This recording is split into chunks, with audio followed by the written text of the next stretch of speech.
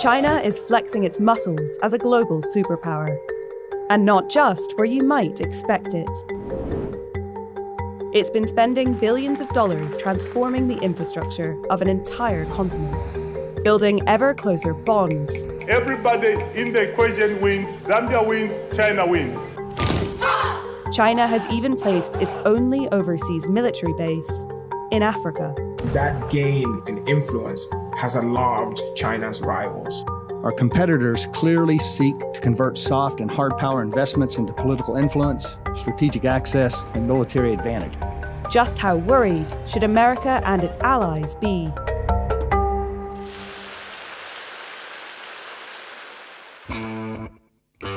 In the 1960s, Zambians were celebrating independence from the British.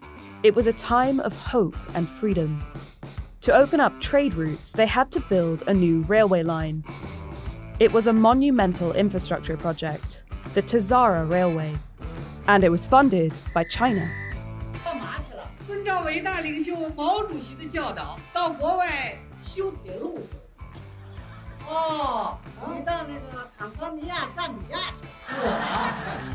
It was the most expensive infrastructure financing project that the Chinese had ever done. It was a boost for China's image and influence on the continent, in the perception of developing countries and countries that were coming out of the colonial experience. China was seen as a partner to work with in instances where the West wasn't interested. Tazara was only the beginning. By 2022, China had helped lay around 6,000 kilometers of railway lines across the continent, amongst thousands of other urgently needed infrastructure projects. It has built roads in Mozambique, hospitals in the Republic of Congo, a dam in Sudan. Since 2007, China has financed more African infrastructure than the next 8 overseas lenders combined. But all that investment comes at a price. Much of it is financed by loans. African nations' total borrowing from China since 2000 is almost $160 billion. Angola, Ethiopia, Nigeria, Zambia, and Kenya account for half of that borrowing, though all but a few countries owe something to China, and much of it to state-owned Chinese banks. And there's more than one way to call in a debt. Africa is a voting bloc of over 50 countries of the United Nations. That is a significant bloc, and the Chinese have exploited this. They've used this to their advantage as best as possible. In recent years, African nations have regularly backed China en masse. In 2020, 53 countries issued a statement supporting China's crackdown in Hong Kong. Almost half of them were African. Some believe this diplomatic support is driven by the debt these countries owe China and the supposed control this gives it. They have lured African countries into what we call debt trap diplomacy. China has extended leases on critical infrastructure like ports and airports. You have to imagine that if you were a Chinese rival and China was going around the world and getting significant boost to its influence by providing infrastructure, this narrative that China was actually trying to entrap its partners was a very, very attractive one. It's a view fueled not by facts, but suspicion. The terms of many of China's loans to African nations are shrouded in secrecy. China doesn't produce reports and documents on how much money it's lending, where the money is going. That kind of transparency is not characteristic of the Chinese system. In the rare cases where researchers have been able to uncover information, it's clear China plays hardball. All revenues from the Entebbe airport in Uganda, for example, are used to pay the Chinese lender who helped build it, before anyone else. Angola is repaying most of its loans by guaranteeing oil. In 2020, 61% of its oil exports went to China. Whilst China has never tried to use its loans to take control of the infrastructure it's built, it is strict about being repaid in full. Some Western institutions, by contrast, tend to be a little more accommodating.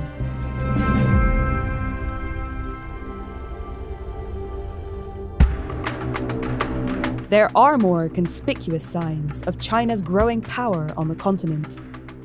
In 2017, China established its first overseas military base, in Djibouti. Staffed by over 1,000 personnel, it looks like a direct counter to the presence of America and its allies just a few miles away. And it's looking to expand. US intelligence agencies believe China wants to build a new base on the other side of the continent, in Equatorial Guinea. China has been arming the continent too. From armoured personnel carriers in the Central African Republic to, it appears, drones in Ethiopia. China is selling military equipment to more sub-Saharan African countries than anyone else. China's presence in African civil society also continues to grow. And with that presence comes growing influence. 63% of Africans think that this is positive. In Ghana, less than half do. My name is Bright Akwe and I'm an artist. And I'm basically having an exhibition on the streets of Accra. I put these posters up about a month ago.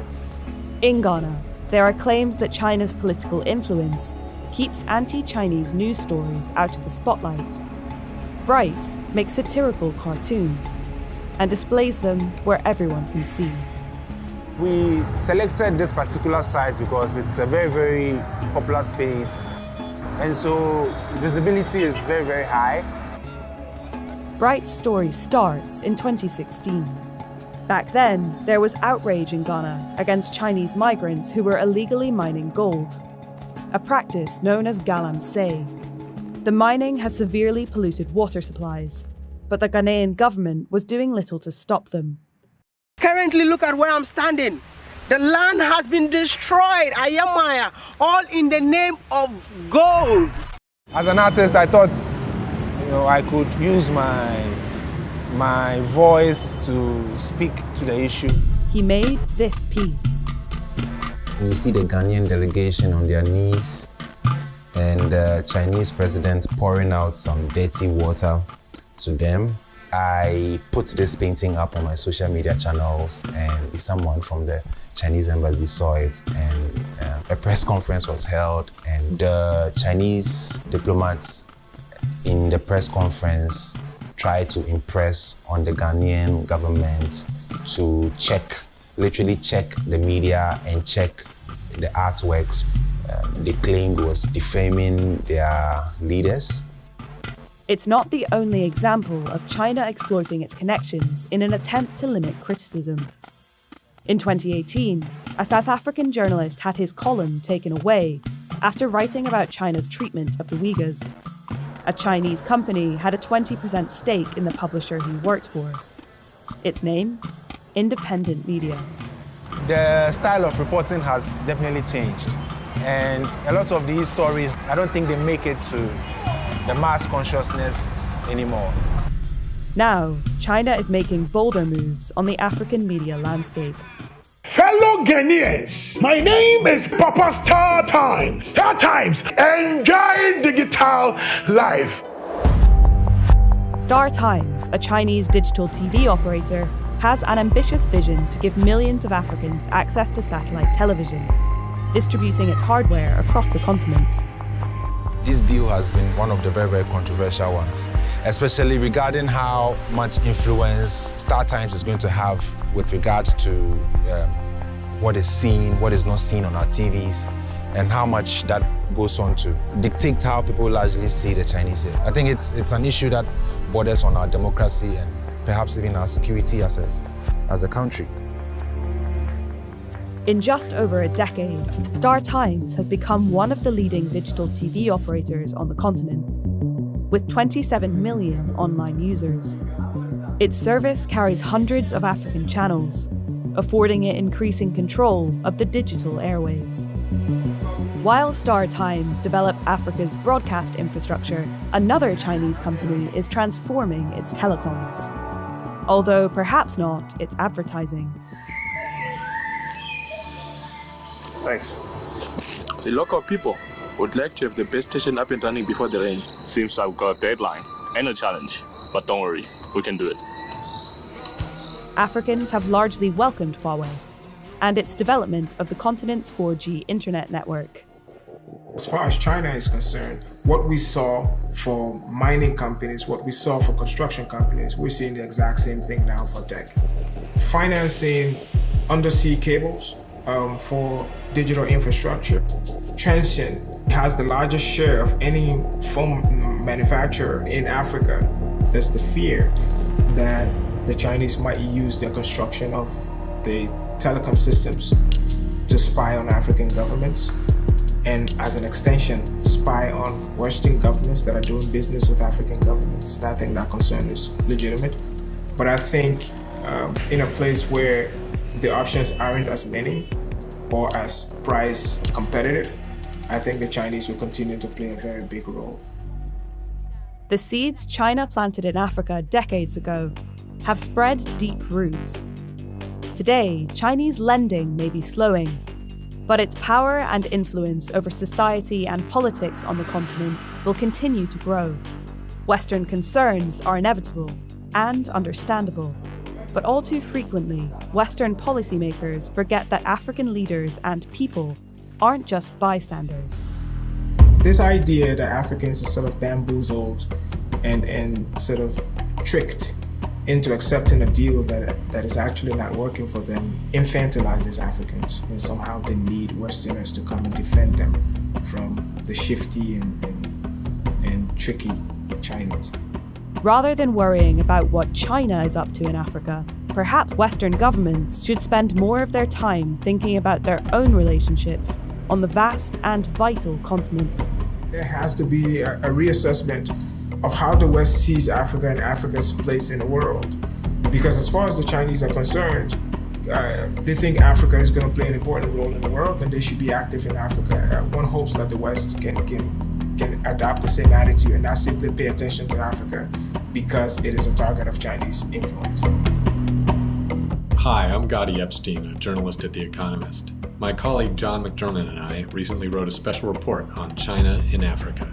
You can read that by clicking the link, and don't forget to subscribe.